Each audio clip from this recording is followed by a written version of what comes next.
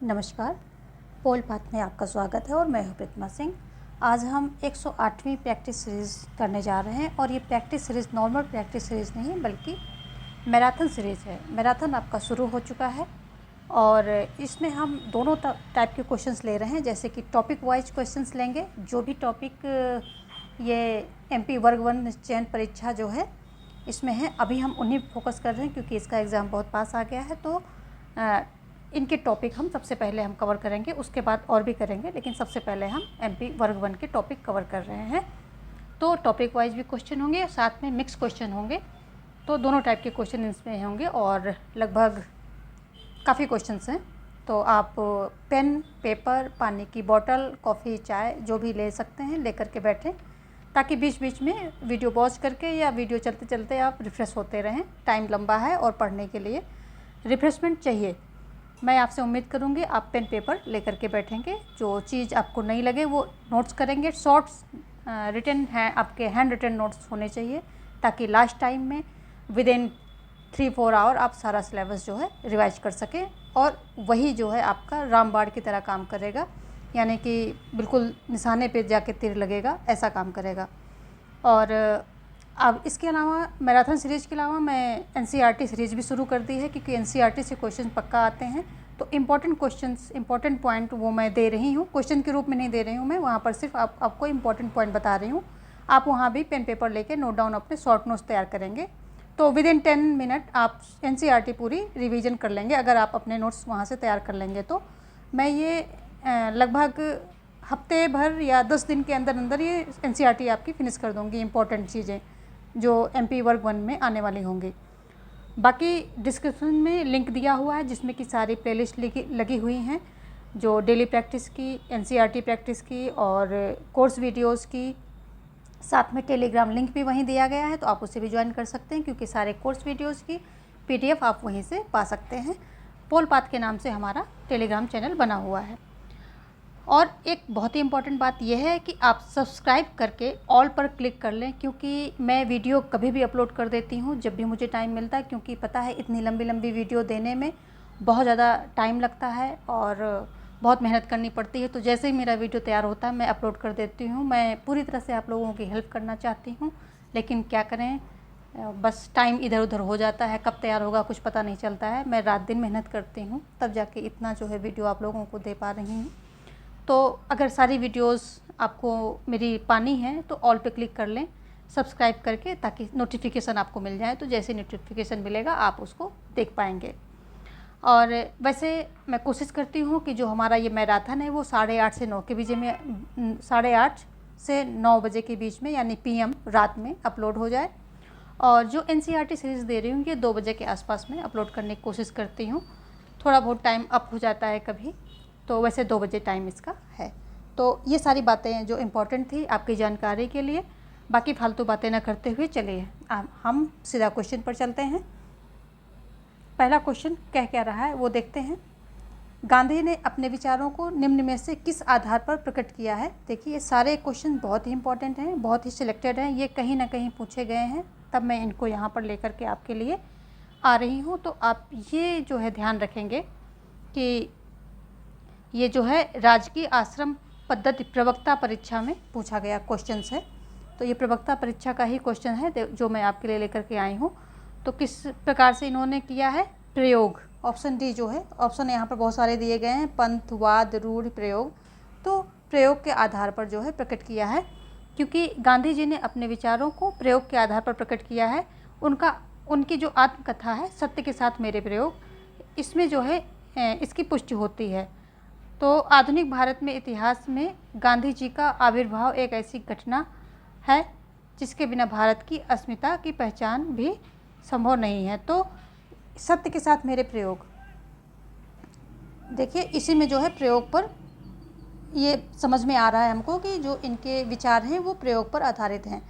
तो सत्य के साथ मेरे प्रयोग, ये इनकी आत्मकथा है और इसी प्रयोग के आधार पर जो है इनके विचारों का आधार है, गांधी जी के विचारों का आधार। देखेंगे हम अगला क्वेश्चन, टाइम ज़्यादा ना लेते हुए अगला क्वेश्चन की ओर चलते हैं, क्योंकि क्वेश्चन बहुत ज़्यादा हैं और और जो भी आपको डाउट लगता है आप पूछ सकते हैं, मैं डाउट आपके क्लियर करने की कोशिश करूँगी। बाकी चाहे कुछ ना भी कर पाऊँ, लेकिन डाउट मैं दूँगी आपको इस समय। तो देखते हैं अगला क्वेश्चन क्या कह रहा है। और जिन लोगों ने भी ज्वाइन किया है प्लीज़ लाइक करते रहें, आपके लाइक से हमें मोटिवेशन मिलता है, हमें भी लगता है कि अच्छा हमारी वीडियो आपके लिए यूज़फुल है, आपके लिए बेनिफिशियल है, तो उससे हमें और ज़्यादा एनर्जी मिलती है आपके लिए और अच्छा कंटेंट लाने के लिए कि नहीं बच्चे इसके लाइक कर रहे हैं तो मैं और अच्छा उनके लिए लेकर के आऊँ। तो लाइक करना, बिल्कुल लाइक करने में कुछ नहीं जाता है, बस एक बार क्लिक करना होता है आपको, लेकिन उससे मुझे फ्यूल मिलता है आपके लिए और अच्छा कंटेंट लाने के लिए। तो अगला क्वेश्चन कह रहा है, निम्नलिखित में से कौन सा एक महात्मा गांधी को होम रूल की संकल्पना जिसकी हिंद स्वराज में रूपरेखा दी गई है उसका भाग नहीं है। तो जो होम रूल की संकल्पना जो कि हिंद स्वराज में दी गई है उसका भाग क्या नहीं है? आत्मनिर्भरता नहीं है, संसदीय शासन नहीं है, सामाजिक सुरक्षा नहीं है, या ग्राम गणराज्य नहीं है। तो इसमें नहीं पूछ रहा। सबसे पहले जैसे ही क्वेश्चन में नहीं आए तो उसको दिमाग में फिट कर लीजिए, सर्कल कर दीजिए कि अच्छा ये यहाँ पर हमें नकारात्मक आंसर देना है, क्योंकि हम क्या होते हैं कि हमें आंसर देने की आदत जो हमारा माइंड सेट होता है सकारात्मक की ओर होता है, और जैसे नकारात्मक होता है तो वहाँ पे कभी कभी गलती हो जाती है। तो यहाँ पर जो बी ऑप्शन है संसदीय शासन, ये हिंद स्वराज की रूपरेखा नहीं है, संसदीय शासन ऑप्शन बी यहाँ पर राइट हो जाएगा अकॉर्डिंग टू क्वेश्चन। संसदीय शासन महात्मा गांधी की होम रूल की संकल्पना जो कि मतलब हिंद स्वराज में दी गई है उसका भाग नहीं है। हिंद स्वराज की रचना गांधी जी ने कब की थी? 1909 में की थी। ये क्वेश्चन बनता है, इम्पॉर्टेंट है, ये डेट जो है इम्पॉर्टेंट है। तो 1909 में की गई थी। इंग्लैंड में दक्षिण अफ्रीका यात्रा के दौरान, जब ये इंग्लैंड से दक्षिण अफ्रीका जा रहे थे, उस यात्रा के दौरान पानी के जहाज़ पर इन्होंने ये लिखा था, और ये गुजराती भाषा में है। किस में है? गुजराती भाषा में है, और 1909 को लिखी गई है। कब से कहाँ पर लिखी गई थी? जो पानी का जहाज़ था उसमें लिखी गई थी। इंग्लैंड से ये कहाँ जा रहे थे? दक्षिण अफ्रीका जा रहे थे, उस यात्रा के दौरान इन्होंने ये लिखा था। तो ये एक जो हिंद स्वराज है काफ़ी इम्पोर्टेंट इनकी पुस्तक है, और इसके बारे में इतनी नॉलेज आपके लिए होनी ही चाहिए। इतनी मतलब पर्याप्त है, लेकिन इतनी तो होनी ही चाहिए। चलिए आगे देखते हैं। इनको सब नोट डाउन कर लीजिए, ये सारी बहुत ही इम्पोर्टेंट हैं, तो ये नोट डाउन आप कर ले। आपके अपने शॉर्ट नोट्स बनाएं, पेन पेपर लेके बैठे। पेन पेपर के बिना पढ़ाई नहीं होती है, क्योंकि लास्ट टाइम में आप कहाँ कहाँ भटकेंगे। अपने नोट्स होंगे तो वहाँ आप एक सरसरी निगाह डाल पाएंगे। ठीक है, देखते हैं अगला क्वेश्चन। निम्नलिखित में से कौन सा एक गांधी के स्वराज की अवधारणा है? जो लोग नए जुड़े हैं फटाफट से जो है कर लीजिए इसको लाइक, क्योंकि आपके लाइक से मिलता है हमें मोटिवेशन, तो लाइक करते रहिए। तो निम्नलिखित में से कौन सा एक गांधी के स्वराज की अवधारणा है? कानून का शासन, योग्य व्यक्तियों का शासन, स्वशासन, या सत्ताधारी का शासन। तो इसमें जो है स्वशासन, जो गांधी के स्वराज की अवधारणा है वो स्वशासन है। ऑप्शन सी यहाँ पर जो है सही हो जाएगा। गांधी के जो स्वराज की अवधारणा है वो स्वशासन थी। गांधी जी जानते थे कि पूर्ण अहिंसा शायद कभी भी संभव ना हो सके, इसलिए राज्य के विरुद्ध होते हुए भी उन्होंने ग्राम स्वराज की बात की। जो ग्राम स्वराज की बात की और जो सत्ता का विकेंद्रीकरण है उसकी बात की है, और बोला है कि जैसे जो ग्राम जो हैं ग्राम स्वराज जब होगा तो गांव क्या होगा? स्वशासी बनेगा, यानी कि गांव अपना शासन खुद चलाएगा, इसमें राज्य को हस्तक्षेप नहीं करना पड़ेगा। तो इस तरह के स्वशासन की इन्होंने बात की थी। ऑप्शन सी यहाँ पर सही होगा। देखेंगे हम अगला क्वेश्चन। महात्मा गांधी के अनुसार अहिंसा है क्या है? 3 प्रकार की, 4 प्रकार की, 5 प्रकार की, केवल 1 प्रकार की? वेरी इंपॉर्टेंट क्वेश्चन है। तो अहिंसा 3 प्रकार की है महात्मा गांधी के अकॉर्डिंग। कौन कौन सी है? एक होती है जागृत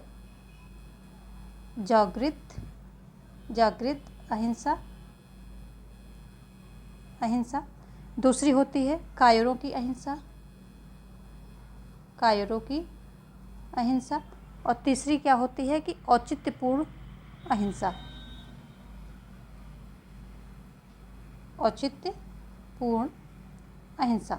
तो इनके बारे में थोड़ा सा जान लेते हैं। जो जागृत अहिंसा होती है, ये अहिंसा जो है अंतरात्मा की स्वाभाविक पुकार से जन्म लेती है, जबकि जो औचित्यपूर्ण अहिंसा होती है ये आवश्यकता पड़ने पर नीति के रूप में अपनाई जाती है, यानी कि वहाँ पर ज़रूरी हो जाता है कि अहिंसा का पालन किया जाए। और कायरों की अहिंसा होती है, जो डरपोक एवं कायर व्यक्ति होते हैं वो हिंसा करने से डरते हैं, क्योंकि लगेगा उनको कि हिंसा करेंगे तो मतलब हम पे विवार होगा, ऐसा कुछ करके वो। तो अहिंसा 3 प्रकार की होती हैं।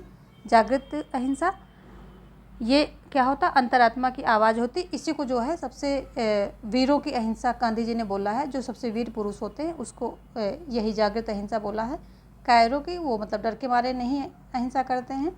और औचित्यपूर्ण, यानी कि जो नीति नियम कानून होते हैं उनके दायरे में रहते हुए वहाँ पर अहिंसा नहीं की जा सकती, इसलिए। तो ठीक है, यहाँ पर ऑप्शन ए सही होगा। देखेंगे हम अगला। नेक्स्ट क्वेश्चन कह रहा है, धर्म से रहित राजनीति मात्र कूड़ा है। तो यह अभिमत किसका है? विवेकानंद का, मैकियावली का, महात्मा गांधी का, एस राधा कृष्णन का। तो ये अभिमत किसका है?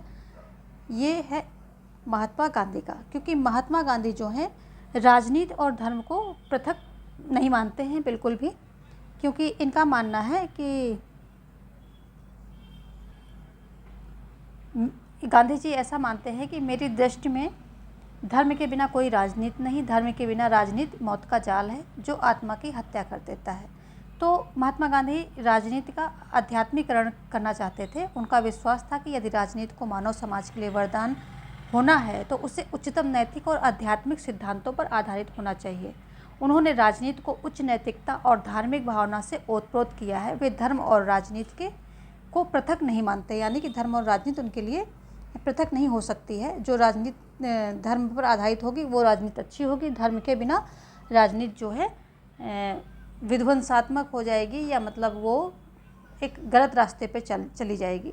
तो ऑप्शन सी यहाँ पर सही होगा। देखेंगे हम नेक्स्ट क्वेश्चन क्या कह रहा है। अगला क्वेश्चन कह रहा है, लेखक एम.के. गांधी द्वारा लिखी गई हिंद स्वराज की कथा को आख्यान की श्रेणी में निम्नलिखित में से कौन से रूप में वर्गीकृत किया जा सकता है? राजनीतिक निबंध, संवाद, या राजनीतिक व्याख्यान, या संवाद विश्लेषण, या राजनीतिक निबंध और राजनीतिक व्याख्यान दोनों।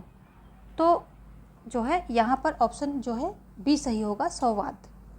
ऑप्शन बी जो है सही हो जाएगा अकॉर्डिंग टू क्वेश्चन में जो पूछा जा रहा है। आप क्वेश्चन उसको देख के पढ़ सकते हैं एक बार वीडियो पॉज करके फिर से।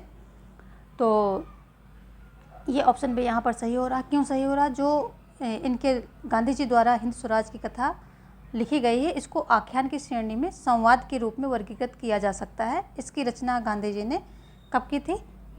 1909 में की थी। मैं इसको रिपीट कर रही हूँ ताकि आपको लर्न हो जाए, ये इंपॉर्टेंट चीज़ है। और इंग्लैंड से जब दक्षिण अफ्रीका जा रहे थे पानी के जहाज़ में यह लिखी थी, और गुजराती भाषा में ये लिखी गई है। ठीक है, तो चीज़ें रिवाइज करते रहिए, क्योंकि अब आपके पास ज़्यादा समय नहीं है, तो जितना से ज़्यादा आपका रिवीजन हो जाए उतना अच्छा है। तो एम.के. गांधी के हिंद स्वराज के संबंध में त्रुटिपूर्ण कथन को पहचानिए। यह हिंसक राष्ट्रवादियों का प्रत्युत्तर है। यह स्वराज को स्वशासन के रूप में परिभाषित करती है। यह ब्रिटिश राज को आधुनिक सभ्यता के रूप में देखती है। यह संवाद शैली में लिखी गई है। तो जो है यहाँ पर भी ऑप्शन जो है आपका सही हो जाएगा। बी ऑप्शन जो है यहाँ पर आपका सही हो रहा है। यह स्वराज को स्वशासन के रूप में परिभाषित करती, ये जो मतलब कथन है ये हिंद स्वराज के अकॉर्डिंग या हिंद स्वराज के संबंध में त्रुटिपूर्ण है। ठीक है, तो बाकी सभी चीज़ें हिंद स्वराज में बताई गई हैं। देखेंगे हमने नेक्स्ट क्वेश्चन। अहिंसा के साथ साथ सत्याग्रह को मिला देने से आप विश्व को अपने कदमों में ले आएंगे। यह कथन किसका है? विनोबा भावे, महात्मा गांधी, जयप्रकाश नारायण, या बाबा आमटे। तो ये भी महात्मा गांधी का ही कथन है, क्योंकि गांधी जी जो है अहिंसा के सिद्धांत पे विश्वास करते थे। अहिंसा का अर्थ अत्यंत व्यापक है इनके लिए, जिसमें कार्य ही नहीं अपितु विचार में भी सावधान रहना आवश्यक है। यानी कि अहिंसा जो है इतना व्यापक है कि कार्य तो आप हिंसात्मक कर ही नहीं सकते, विचारों से भी हिंसा जो है दूर करनी होती, यानी कि विचारों से भी आप अहिंसात्मक बन जाइए। इतना व्यापक इनका जो है अहिंसा का कॉन्सेप्ट है। तो चलिए आगे देखेंगे। यहाँ पर ऑप्शन भी सही हो रहा है। महात्मा गांधी ने अपनी व्याख्या किस रूप में की है? तात्विक अराजकतावादी, या इच्छा स्वातंत्रवादी, या सामाजिक लोकवादी, या सामाजिक उदारचेता। किस तरह जो है अपनी इन्होंने व्याख्या की है अपने बारे में। तो यहाँ पर जो है ऑप्शन ए सही हो रहा। तात्विक या दर्शनात्मक अराजकतावादी के रूप में महात्मा गांधी ने अपनी जो है व्याख्या की है। और गांधी जी क्या है, बेसिकली राजविरोधी थे। मार्क्सवादियों तथा जो अराजकतावादी थे उनके समान भी एक राज्यविहीन समाज की स्थापना करना चाहते थे। इसलिए उन्हें दार्शनिक या प्रशांत यानी कि शांतिपूर्ण अराजकतावादी विचारक कहा जाता है। तो ये सब इसके पीछे कॉन्सेप्ट है। तो शांतिपूर्ण जो अराजकतावादी हैं उसमें गांधी जी आते हैं। इन्हें तात्विक या दर्शनात्मक भी आप कह सकते हैं। चलिए देखते हैं अगला क्वेश्चन। हिंद स्वराज निम्नांकित का समर्थन अथवा पक्षपोषण करता है। मैटली का, इटली का, डिजरेली का, इंग्लैंड का, मैजनी जो है इटली, मैजनी का इटली, डिजरेली का इंग्लैंड, या लिंकन का यूएस, या बिस्मार्क का जर्मनी, किसका करते हैं। यहाँ क्वेश्चन क्या है, हिंद स्वराज निम्नांकित का समर्थन करता है, तो बिस्मार्क का जर्मनी इसका जो है ये पक्षपोषण करते हैं यानी कि समर्थन करते हैं। तो जो बिस्मार्क का जर्मनी है इसका जो है हिंद स्वराज के द्वारा जो है समर्थन किया गया। हिंद स्वराज के अलावा अगर देखें गांधी जी की और कौन सी पुस्तकें हैं, तो सत्य के साथ मेरे प्रयोग, सत्य के साथ मेरे प्रयोग, ये इनकी आत्मकथा है। और दूसरा क्या है, शांति और युद्ध में अहिंसा। और हिंद स्वराज हो गई, यंग इंडिया हो गई, ये सारी बुक्स भी हैं। शांति और युद्ध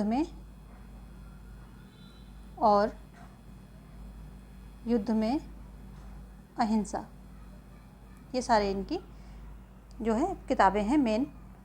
यंग इंडिया आप जानते ही हैं, और साथ में जो है हिंद स्वराज, ये सब आपको पता ही होगा। चलिए हम देखते हैं अगला क्वेश्चन। यहाँ पर ऑप्शन जो है डी सही हो रहा है।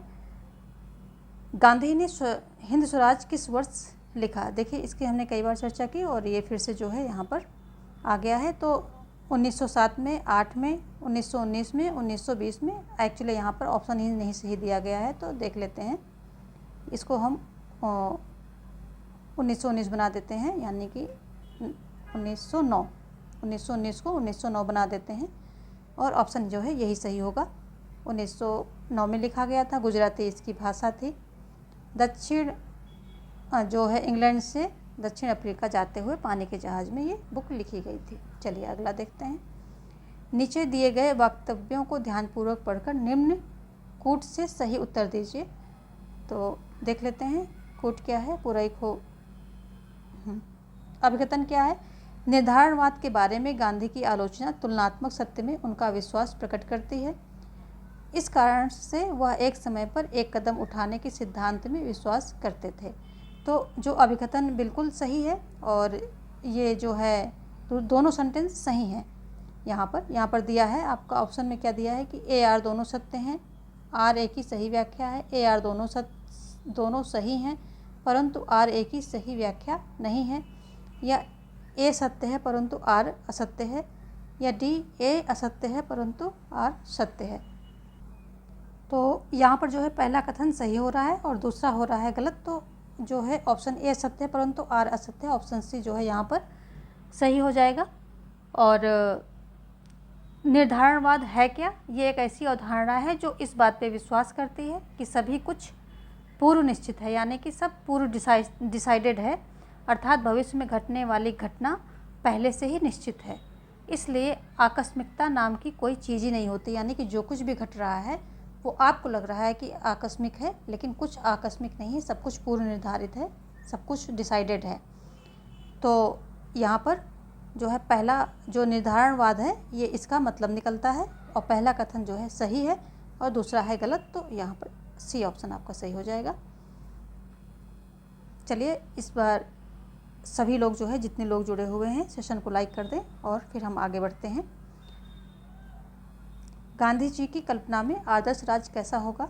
वर्ग विहीन राज्य, समाजवादी राज्य, राम राज्य, अराजकतावादी राज्य। तो गांधी जी की कल्पना में आदर्श राज्य कैसा होगा, आपको ये देखना है कि गांधी जी की कल्पना में, तो गांधी जी क्या थे, गांधी जी प्लेटो के समान ही दो आदर्शों का वर्णन किया है, यानी कि दो तरह के राज्यों का वर्णन किया है, दो तरह के आदर्शों का वर्णन किया है। प्रथम क्या है, पूर्ण आदर्श है। जो पहला है वो पूर्ण आदर्श है, पूर्ण आदर्श है, और जिसे वे राम राज्य कहते हैं। इस तरह के राज्य या समाज को वो उन्होंने क्या दिया है, राम राज्य दिया है। और द्वितीय जो है उप आदर्श है, जिसे वे अहिंसात्मक समाज कहकर पुकारते हैं। तो दूसरा क्या है, दूसरा है इनका उप आदर्श। प्लेटो ने भी कुछ ऐसे ही डिफाइन किया है, बाद में उन्होंने उपराज्य की जो है संकल्पना की थी। तो उप आदर्श जो है ये अहिंसात्मक समाज होगा, जहाँ पर अहिंसा नहीं होगी, अहिंसात्मक समाज। तो दो प्रकार के जो हैं, प्रथम में क्या है, पूर्ण आदर्श होगा जो कि राम राज्य होगा, क्योंकि उनको पता था कि राम राज्य जो है संभव नहीं है। तो दूसरा उपादर्श किया जिसमें अहिंसात्मक समाज की संकल्पना की है इन्होंने। उनके पूर्ण आदर्श सामाजिक व्यवस्था के अंतर्गत राज्य के लिए कोई स्थान नहीं है। वे राज्य विहीन समाज की स्थापना करना चाहते थे। इसमें सब व्यक्ति सामाजिक जीवन का स्वयं अपनी इच्छा से नियमन करते हैं, यानी कि वो सब लोग अपने आप पर स्वयं शासन करते हैं, यानी कि नियमित रहते हैं। मनुष्यों का इतना अधिक विकास हो जाता है कि वे अपने कर्तव्य और नियमों का स्वेच्छापूर्वक पालन करते हैं। तो ये किसका, आदर्श राज्य की बात हो रही है कि लोग जो है अपने आप पर नियंत्रण रखते हैं, स्वशासन, अपने ऊपर उनका खुद का शासन होता है और स्वेच्छापूर्वक सभी नियमों का वो पालन करते हैं। उनके लिए जो है किसी कानून की या जो है बल की आवश्यकता नहीं पड़ती है, बल प्रयोग की आवश्यकता नहीं पड़ती है। तो आदर्श कैसा होगा, यहाँ पर इसका ऑप्शन डिफिनेशन करते करते मैंने ऑप्शन ही नहीं दिया आप लोगों को, तो इसका हो जाएगा सी, राम राज्य। जो आदर्श राज्य होगा गांधी जी का वो क्या होगा, राम राज्य होगा। ठीक है, अब देखते हैं हम अगला क्वेश्चन। गांधी दर्शन में समाजवाद का विकल्प है। मैं भी एक्सप्लेन करने में इतना बिजी हो जाती हूँ कि कभी कभी ऑप्शन देना भूल जाती हूँ, और आप लोग भी देखने में इतना बिजी हो जाते हैं कि वीडियो को लाइक करना भूल जाते हैं। तो देखेंगे अगला क्वेश्चन। गांधी दर्शन में समाजवाद का विकल्प है सर्वोदय, न्यायधारिता, पंचायत राज, सत्य और अहिंसा। तो गांधी दर्शन के अकॉर्डिंग आपको समाजवाद का विकल्प चुनना है। तो ये है सर्वोदय, क्योंकि गांधी जी जो है एक सच्चे समाजवादी थे। वे व्यक्ति के हित के साथ साथ समाज के हित को भी ध्यान में रखते थे, और वे समस्त प्रकार के शोषण के विरोधी थे, यानी कि कोई किसी प्रकार का शोषण उनको पसंद नहीं था। और वे समाज में समानता और स्वतंत्रता के समर्थक थे, और वे निर्धनता को दूर करना चाहते थे। तो ये सारी बातें इनकी समाजवादी की विशेषताएं थीं, और इसीलिए इन्होंने न्यायशीलता का सिद्धांत दिया था, जिसमें कि जो अमीर लोग होंगे वो ज़रूरत भर खर्च करके बाकी गरीबों को जो है भौतिक सहायता देंगे, तो समाज में जो है समानता आएगी। ये सारी बातें जो हैं। तो और अगर हम गांधी जी के समाजवाद की बात करें तो इसका मूल आधार जो है आध्यात्मिक है या सत्य और अहिंसा के आदर्शों से प्रेरित है। तो ऐसा समाजवाद गांधी जी का है। आगे देखेंगे हम। गांधी जी के प्रमुख विचारों में है क्या है, सत्य अहिंसा है, समाजवाद है, पंचायत राज है, जात विहीन समाज है। तो प्रमुख विचारों में क्या क्या है, कोर्ट की तरह मदद लेकर के आपको आंसर देना है। सिर्फ एक है, एक और तीन है, एक दो तीन है, या एक तीन चार है। तो यहाँ पर कौन सा ऑप्शन सही हो रहा है वो आपको देखना है। तो ऑप्शन सी यहाँ पर सही हो रहा है, यानी कि फर्स्ट, सेकंड और थर्ड तीन जो हैं ये सही हैं। सत्य अहिंसा, समाजवाद, पंचायत, इन तीनों का जिक्र किया गया है। गांधी जी के प्रमुख विचारों में सत्य और अहिंसा, सत्य अहिंसा, समाजवाद और पंचायत राज है। गांधी जी ने अपनी आत्मकथा सत्य के साथ मेरे प्रयोग के अंतर्गत लिखा है कि मेरे निरंतर अनुभव ने मुझे विश्वास दिला दिया है कि सत्य से भिन्न कोई ईश्वर नहीं है, और सत्य की सिद्धि का एकमात्र उपाय अहिंसा है। अहिंसा के पूर्ण सिद्धि से ही सत्य का पूर्ण साक्षात्कार किया जा सकता है। तो ये इनका कथन है सत्य के बारे में। तो देखते हैं, यहाँ पर ऑप्शन जो है आपका सी सही हो रहा है, यानी कि फर्स्ट थ्री जो है सेंटेंस जो है सही है। आगे देखेंगे। असहयोग विषय पर अपने विचारों में गांधी प्रभावित थे। टॉलस्टॉय से, रस्किन से, थॉरो से या गोखले से। किससे? असहयोग विषय पर। असहयोग विषय की बात हो रही है। वैसे तो इन पे टॉलस्टॉय, रस्किन, थोरो सबका जो है प्रभाव था, ये प्रभावित थे सभी से। लेकिन यहाँ पर जो है असहयोग विषय पर बात हो रही है कि असहयोग विषय को लेकर के ये किससे प्रभावित थे, यानी कि जो असहयोग कॉन्सेप्ट था वो कहाँ से लिया था। तो ये थॉरो, ऑप्शन सी हो जाएगा। जो सविनय अवज्ञा या असहयोग शब्दावली के आविष्कार का श्रेय अमेरिकी लेखक हेनरी डेविड थॉरो, इनका पूरा नाम क्या है, हेनरी डेविड थॉरो, ये इनका पूरा जो है नाम है। तो इन्होंने जो है इस शब्द को निकाला, यानी कि इस शब्द का आविष्कार किया, और गांधी जी ने ये विचार उन्हीं से ग्रहण किए थे।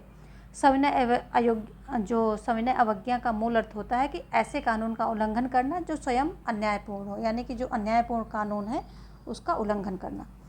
ठीक है, आगे देखेंगे हम। गांधी जी की दृष्टि में अहिंसा का स्थान स्वराज से पहले है। निम्नांकित में अहिंसा की एक अनिवार्य शर्त को अंकित कीजिए। तो देखते हैं क्या अनिवार्य जो शर्त है अहिंसा की।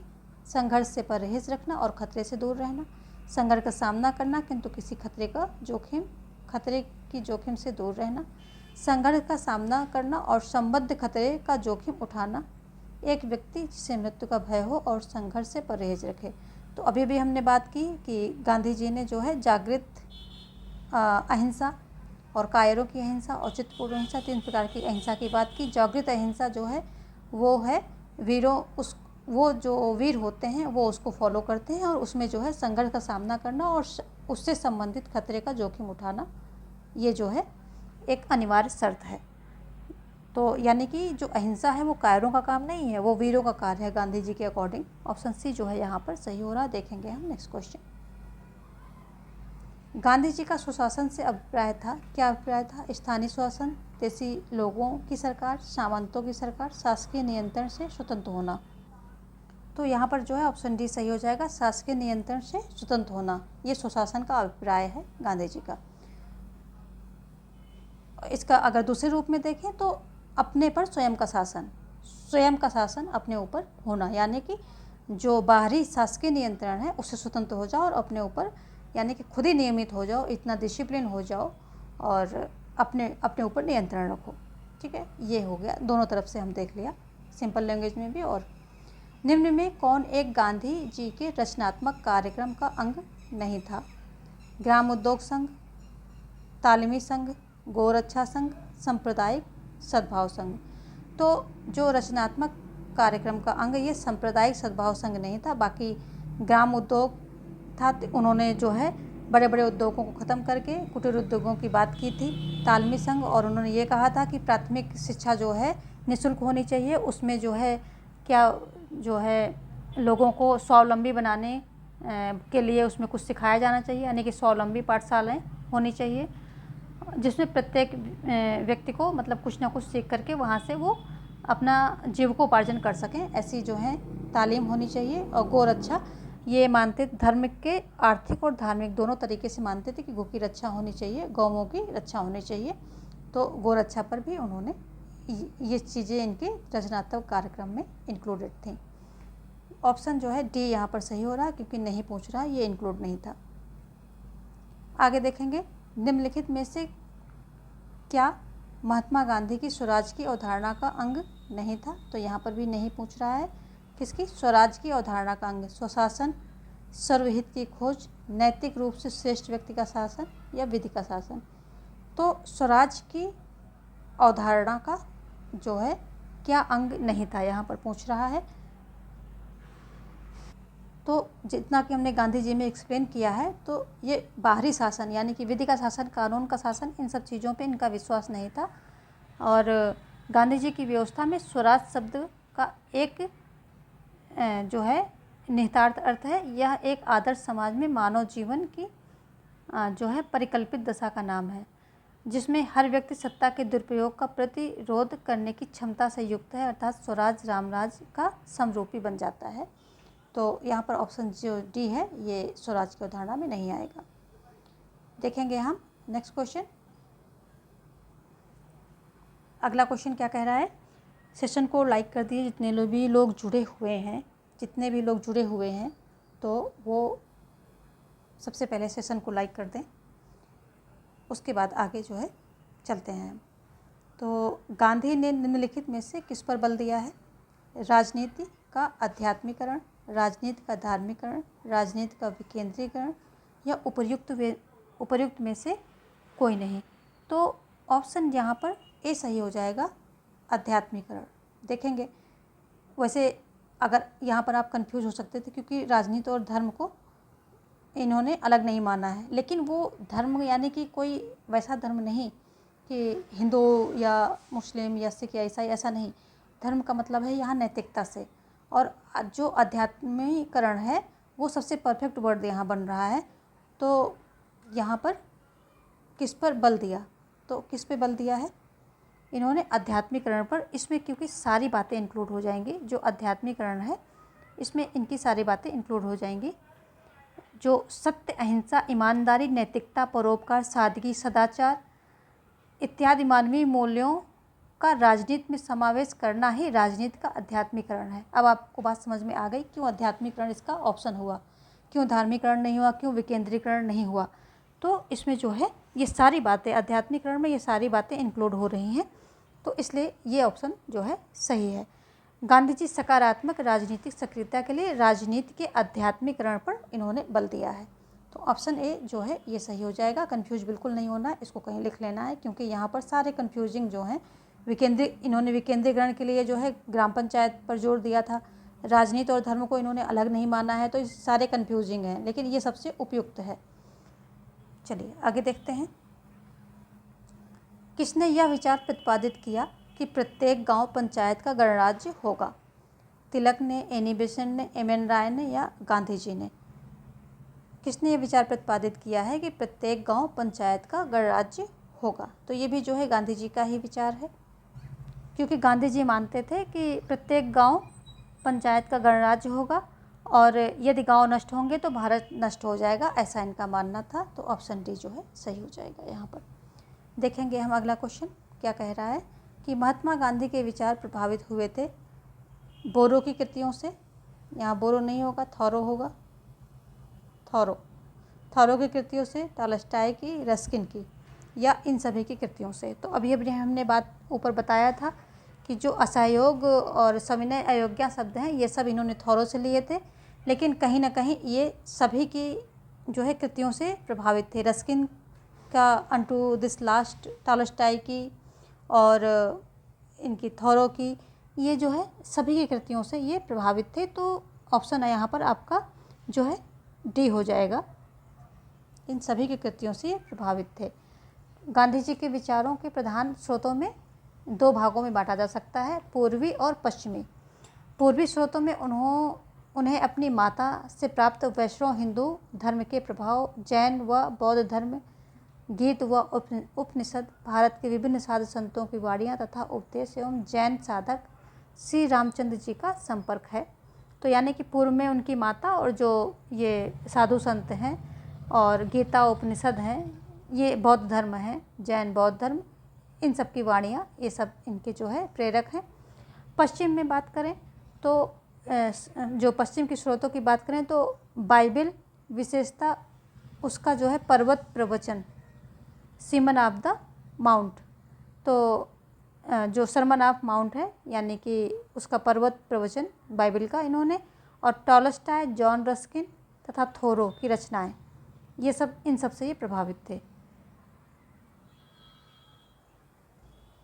नेक्स्ट देखेंगे हम क्या क्वेश्चन है। अगला क्वेश्चन कह रहा है कि निम्न में से कौन सा पहलू गांधी के स्वदेशी के दायरे में नहीं आता है? तो आर्थिक नहीं आता, राजनीतिक नहीं आता, या धार्मिक नहीं आता, या सभी सही हैं। तो कौन सा जो है जो स्वदेशी है इसके दायरे में क्या नहीं आता है?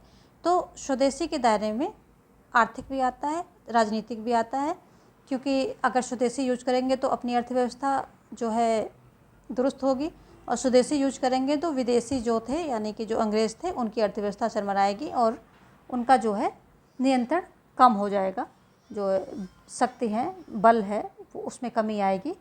तो राजनीतिक था और आर्थिक था, दोनों था। तो यहाँ पर हो जाएगा ऑप्शन जो है सी सही हो जाएगा, धार्मिक। नहीं पूछ रहा है तो धार्मिक। नहीं पूछा है यहाँ पर, धार्मिक जो है नहीं था। हालांकि धार्मिक पहलू गांधी के स्वदेशी के दायरे में नहीं आता है। उन्होंने स्वदेशी विचार मूलतः आर्थिक और राजनीतिक पहलू धारण करता है। फिर भी क्या है कि गांधी धर्म और राजनीति को परस्पर संबंध मानते हैं, तो वो एक अलग कॉन्सेप्ट है। लेकिन यहाँ पर क्योंकि हमें अलग करना है, चूज करना है, तो धार्मिक नहीं आता है। हाँ, वो धर्म राजनीति को एक दूसरे से अलग नहीं मानते, वो एक अलग कॉन्सेप्ट है। चलिए देखते हैं अगला क्वेश्चन। निम्नलिखित में से किसने ट्रस्टीशिप की अवधारणा का प्रतिपादन किया? जब हमको कोई क्वेश्चन जो है करना देखना होता है तो उसके पहले अंदर की गूढ़ जो है विचार देखने होते हैं कि स्वदेशी का मतलब क्या था, कि जो है अपनी आर्थिक व्यवस्था को सुधार करो अपनी चीज़ों को यूज करके, और विदेशियों के जो है आर्थिक उसको मतलब कमज़ोर करके उनकी राजनीतिक पकड़ को, जो उनका हमारे ऊपर शासन है, उसकी शासन को जो है ढीला करो, कमज़ोर करो। तो क्या हो गया, आर्थिक हो गया, राजनीति हो गया। तो जब हमें कोई चीज़ ना समझ में आए तो हमें उसके विचारों, उसके अंदर के कॉन्सेप्ट को समझना चाहिए, तो आंसर अपने आप निकल के आ जाता है। चलिए आगे देखेंगे हम। निम्नलिखित में से किसने ट्रस्टीशिप की अवधारणा का प्रतिपादन किया? एम.एन. रॉय ने, अरविंद घोष ने, महात्मा गांधी ने या गोखले ने? तो ट्रस्टीशिप या न्यासिता, न्यासिता ये दोनों भी आप कह सकते हैं। तो ये महात्मा गांधी के द्वारा जो है प्रतिपादित किया गया था।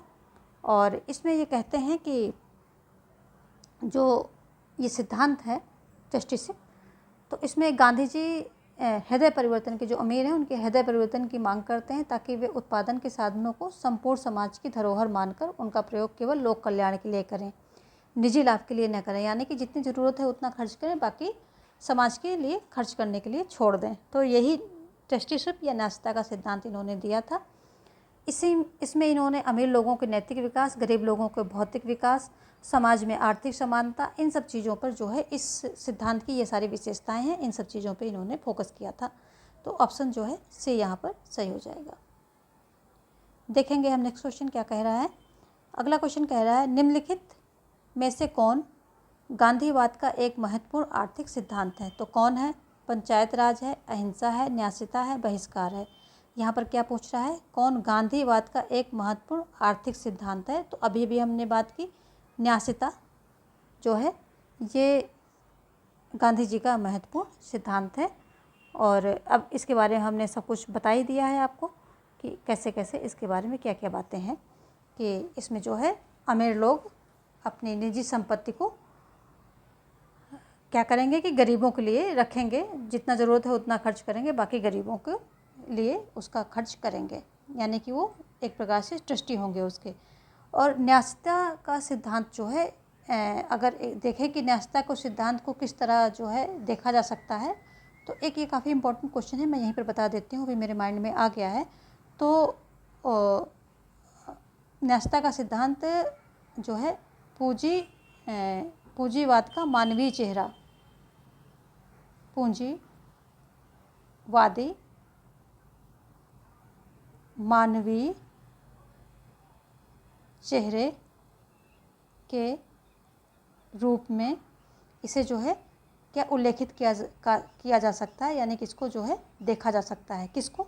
जो न्यासिता का सिद्धांत है, इसको पूंजीवादी मानवीय चेहरे के रूप में इसको देखा जा सकता है। अगर देखें कि ये और किस रूप में देखा जा सकता है, तो ये चीज़ आप माइंड में अपने रखेंगे, इससे मिलता जुलता ऑप्शन अगर आएगा तो क्वेश्चन में आ जाएगा। पूंजीवादी मानवीय चेहरा, या जो मतलब पूंजीवाद हो लेकिन ऐसा हो कि उसमें मानवता छुपी हो।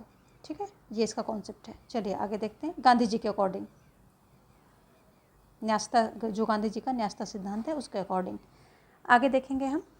गांधी जी द्वारा प्रतिपादित न्यायधारिता का लक्ष्य क्या है? अधिकारों की स्थापना, यहाँ न्याय नहीं न्यास होगा, न्यासधारिता, यानी कि जो न्यासिता का सिद्धांत है जस्टिसशिप का, उसकी बात यहाँ पर हो रही है, कन्फ्यूज नहीं होना है आपको। एक वर्ग विहीन समाज की स्थापना, आर्थिक समानता की स्थापना, उपयुक्त में से कोई नहीं। तो जो यहाँ पर ऑप्शन जो है सी सही हो जाएगा। क्यों? क्योंकि अभी अभी हमने बात की, तो यहाँ पर भी देखिए काफ़ी कन्फ्यूजिंग है। ये जो है काफ़ी डिफ़िकल्टी लेवल वाले, जो जिनका डिफ़िकल्टी लेवल काफ़ी हाई होता है, ऐसे क्वेश्चंस हैं। यहाँ पे 2 ऑप्शन निकल के आ रहे हैं, लेकिन अब 2 ऑप्शन जब हैं तो अप्रोप्रिएट क्या होगा? देखो, अगर वर्ग विहीन समाज होता, अभी मैं भी कन्फ्यूज हुई थी, लेकिन अगर एक वर्ग विहीन समाज होगा तो उसमें क्या होगा कि जाहिर सी बात है कि उसमें आर्थिक समानता होगी ही होगी, तभी तो वर्ग विहीन बनेगा। लेकिन अगर आर्थिक समानता है तो ये एक छोटा कॉन्सेप्ट है, ये एक काफ़ी बड़ा कॉन्सेप्ट है। तो जो ज़्यादा उपयुक्त है, ज़्यादा बड़ा है, ज़्यादा एक्यूरेट है, उसको हम चूज करेंगे। यहाँ पे 2 ऑप्शन है कन्फ्यूजन के लिए आपके, लेकिन आपको जब 2 ऑप्शन होंगे तो उसमें ज़्यादा एक्यूरेट ऑप्शन चुनने की जो है बातें मतलब ज़रूरत होती है वहाँ पर। तो ये काफ़ी हाई लेवल का क्वेश्चन है, पीजीटी के नीचे तो आना इसका मतलब सवाल ही नहीं उठता है। पीजीटी वाले इसको देख सकते हैं। एक वर्ग विहीन समाज की स्थापना जो है गांधी जी की न्यायधारिता का लक्ष्य था। ठीक है, देखेंगे हम अगला क्वेश्चन क्या कह रहा है। तो क्वेश्चन में जब ऑप्शन होते हैं तो उसके अकॉर्डिंग हमें चूज करना पड़ता है। जैसे कि ऊपर 2 ऑप्शन मिलते जुलते हैं तो हमें कंफ्यूज नहीं होना, देखना है कि एक्यूरेट ज़्यादा क्या है। अगला जो है क्वेश्चन है, सत्यवीर की कथा जिसका अनुवाद गांधी जी द्वारा गुजराती में किया गया था वह निम्नलिखित में से किसमें से थी? The Prince, the Dialogue of Plato, the Social Contract, War and Peace. तो जो सत्यवीर की कथा है वो डायलॉग ऑफ प्लेटो में से थी, इसी में से जो उसमें से ली गई थी, क्योंकि जो प्लेटो की रचनाएं हैं वो प्लेटो के डायलॉग्स के नाम से जो हैं प्रकाशित की गई हैं, यानी कि प्लेटो के डायलॉग्स के नाम से वो प्रचलित हैं। तो इन्होंने जो है लगभग कितनी 35 जो है लिखे थे, उसमें से 28 प्रमाणिक हैं। 28 प्रमाणिक हैं इतना निश्चित है, लेकिन आगे जो टोटल कितनी थी उसमें मुझे कन्फ्यूजन है। 35 ही था शायद, इसमें मुझे कन्फ्यूजन है। 38 जो है उसमें प्रमाणिक हैं। तो ये सारी जो है कैसे प्लेटो के डायलॉग्स के नाम से जानी जाती हैं। तो डायलॉग्स ऑफ प्लेटो, कन्फ्यूज मत हो जाना कि ये कौन सी एक नई बुक आ गई प्लेटो की। ये सारी बुक जो है डायलॉग्स ऑफ प्लेटो के नाम से प्रकाशित हुई हैं, मतलब प्रचलित हैं। ठीक है, तो ऑप्शन बी जो है यहाँ पर सही हो रहा है। आगे देखेंगे हम। महात्मा गांधी द्वारा संचालित निम्नलिखित घटनाओं को सही कालानुक्रम में व्यवस्थित कीजिए। तो देख लेते हैं इसको, इसमें कोड भी दिया गया है। आप लोग ये थके हैं तो चाय पानी ले लीजिए, वीडियो को पॉज करके थोड़ा सा 2 मिनट की सांस ले लीजिए अच्छे से, और चाय पानी पी करके फिर से बैठ जाइए, क्योंकि अभी आगे और भी बहुत इम्पोर्टेंट क्वेश्चन है। अभी वीडियो ये ख़त्म नहीं होने वाला है, अभी आगे चलेगा। तो एक बीच बीच में आप लोग रिफ़्रेश होते रहिए, क्योंकि अगर रिफ़्रेश नहीं होंगे तो कॉन्सेप्ट आपको समझ में नहीं आएगा। अगर कॉन्सेप्ट समझ में नहीं आएगा तो फिर कथा सुनने का कोई फ़ायदा नहीं है, यानी कि हम इतना बकबक कर रहे हैं उसका फिर कोई फ़ायदा नहीं निकलेगा। देखेंगे क्वेश्चन, साथ में आप लोग लाइक भी करते रहिए वीडियो को। तो क्वेश्चन क्या कह रहा है, महात्मा गांधी द्वारा संचालित निम्नलिखित घटनाओं को सही कालानुक्रम में व्यवस्थित कीजिए। तो पहला है कि क्या कह रहा है, अहमदाबाद में औद्योगिक श्रमिकों को उच्च मजदूरी के लिए संगठित किया। देख लेते हैं। चंपारण में नील फसल की खेती के विरुद्ध विरोध प्रकट किया। भू राजस्व की वसूली के विरुद्ध करा में सत्याग्रह आंदोलन या एशियाटिक रजिस्ट्रेशन एक्ट के विरुद्ध विरोध प्रकटीकरण।